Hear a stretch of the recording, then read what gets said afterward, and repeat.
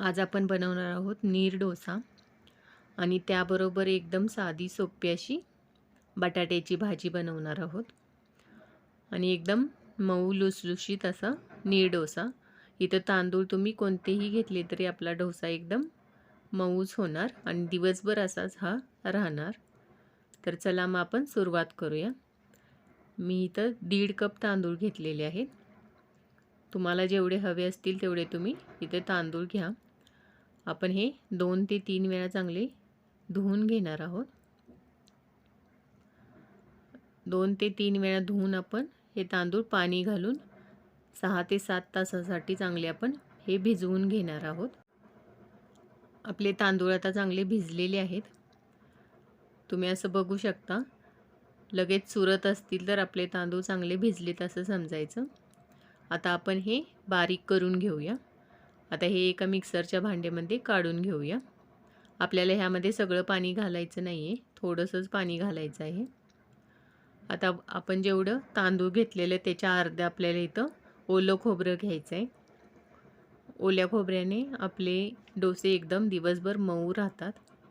आता आपण ह्याची एकदम बारीक अशी पेस्ट करून घेऊया। मी इथे याची एकदम बारीक पेस्ट करून घेतलेली आहे। तुम्ही बघू शकता, आपल्याला अशीच बारीक पेस्ट करून घ्यायची आहे। आता आपण हे एका टोपामध्ये काढून घेऊया। आता आपण भाजी करून घेऊया। मी इथे एका कढईमध्ये 2 चमचे तेल घातलेलं आहे। त्यामध्ये 1 चमचा जिरे, 1 तुकडा दालचिनीचा घातलेला आहे। आता आपण वरून 1 कांदा बारीक कट केलेला घालून घेऊया। आता आपल्याला हा कांदा हलका गुलाबी कलर येईपर्यंत भाजून घ्यायचा आहे। इथं आपला कांदा भाजून झालेला आहे। तर वरून मी 2 मीडियम साईजचे टोमॅटो बारीक पेस्ट करून घेतलेले आहे ते घातले। तुम्ही इथं एकदम बारीक कट करून घातले तरी चालेल। हे आपल्याला तेल सुटेपर्यंत चांगलं भाजून घ्यायचं आहे। आपला टोमॅटो आता अर्धा भाजलेला आहे। तर आता ह्यामध्ये आपण पावडर मसाले घालून घेऊया। तर मी इथं 1 चमचा धने जिरे पूड घातलेली आहे, 1 चमचा लाल मिर्च पावडर घातलेले। तुम्ही तुमच्या तिखटनुसार कमी जास्त करू शकता। पाव चमचा हळद आणि 1 चमचा गरम मसाला घातलेला आहे आणि आपल्याला वरून चवीनुसार ह्यामध्ये मीठ घालायचं आहे। आता आपण हे मिक्स करून याला तेल सुटेपर्यंत भाजून घेऊया। इथं आपले मसाले आता चांगले भाजून झालेले आहेत। तर वरून आपल्याला शिजलेले बटाटे हातानेच कुस्करून घालायचे आहेत। मी इथं 3 मीडियम साईजचे बटाटू घेतलेले आहेत। हे आपण कापून न टाकता आपण हातानेच थोडेसे मॅश करून घालायचे आहेत। हे मोठे मोठे तुकडे आपल्याला ठेवायचे आहेत, त्यामुळे भाजीला छान टेस्ट येते। आता आपण ह्यामध्ये गरम पाणी घालून घेऊया। आपल्याला जेवढी ग्रेव्ही हवी आहे त्यानुसार आपण पाणी कमी जास्त करू शकता।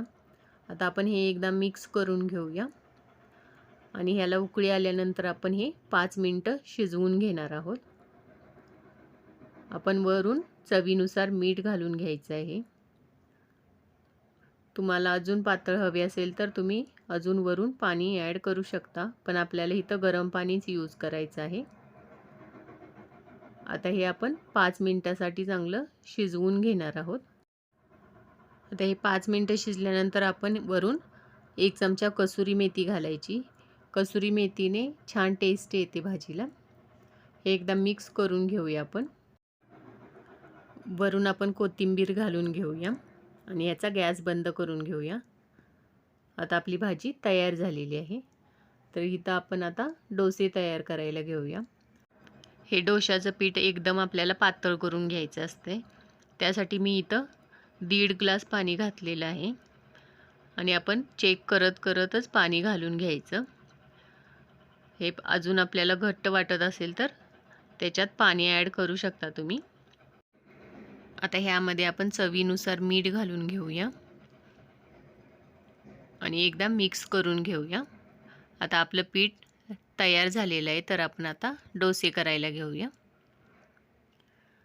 आता मी इथं तव्यामध्ये 2-3 थेंब तेल टाकलेलं आहे, ते आपण टिश्यू पेपरने चांगले पुसून घेऊया. आता वरून आपण इथं पळीनं थोडं थोडं पीठ सोडून देऊया. हे पीठ तव्यात टाकल्याबरोबर एकदम जाळी तयार होते. आपण हे तवा हाताने फिरवून एकसारखं सगळीकडं पीठ करून घेऊया. जर जास्तच पीठ तव्यात असेल तर ते आपण वतून काढलं तरी चालेल. इथं आपल्याला 1 मिनिटासाठी हा डोसा भाजून घ्यायचा आहे. आपला बाजूने सुटायला लागला की आपण लगेच पलटी करून घेऊया. हे नीर डोसे पटकन भाजले जातात, त्यामुळे आपण एका साईडने लगेच पलटी करून घेऊया आणि दुसऱ्या बाजूने भाजूया. इथं तुम्ही हा डोसा एका साईडने भाजला तरी चालेल आणि दोन्ही बाजूनी भाजला तरी चालेल. आपला आता भाजून झालेला आहे. आपण याची आता घडी करून घेऊया आणि आपण सगळे डोसे असेच भाजून घ्यायचे आहेत आपल्याला. आता आपण ह्याची प्लेटिंग करून घेऊया. इथं आपण एका प्लेटमध्ये बनवलेले नीर डोसे घालून घेऊया आणि बनवलेली बटाट्याची भाजी घालून घेऊया. या बटाट्याच्या भाजीबरोबर हा डोसा एकदम छान असा लागतो. तुम्ही ट्राय करून बघा, नक्कीच आवडेल सगळ्यांना. तुम्हाला माझी रेसिपी आवडली असल्यास लाईक, शेअर, कमेंट आणि सबस्क्राईब करा. थँक्यू.